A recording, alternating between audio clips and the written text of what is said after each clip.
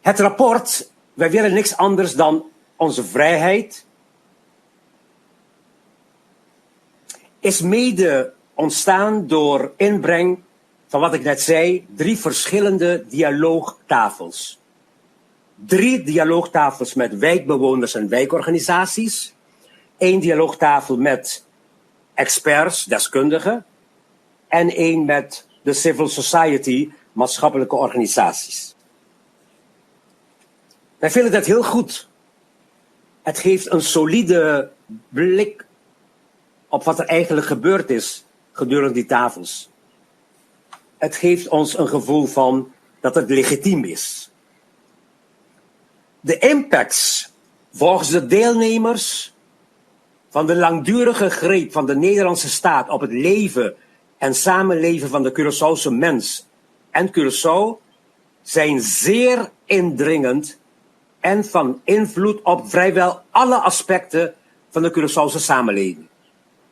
Dit heeft zich gekristalliseerd tot een clustering van de impacts van de doorwerking van het Nederlands slavernijverleden tot de volgende 10 impacts.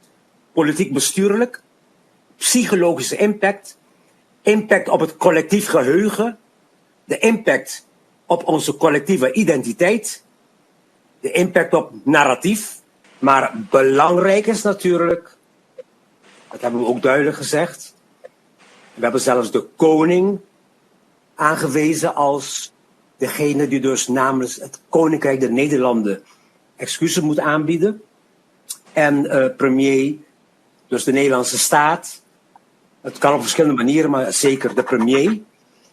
En omdat wereldwijd, maar ook in Nederland, wij gezien hebben dat andere organisaties ook excuses aanbieden en een steentje willen bijdragen tot herstel, heb ik ook een zijweg gemaakt naar banken die het al gedaan hebben, zoals de Nederlandse Bank, in ieder geval op weg naar.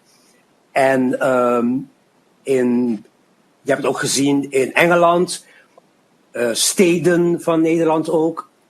Dus eigenlijk wilde ik het scenario een beetje inkleuren, maar het gaat natuurlijk nu voor ons niet om meer steden, meer banken en meer instituties. Nee, het gaat nu om de Nederlandse staat en het hoofd van het Koninkrijk, koning Willem-Alexander. Dus die weg is de belangrijkste weg die we bewandelen.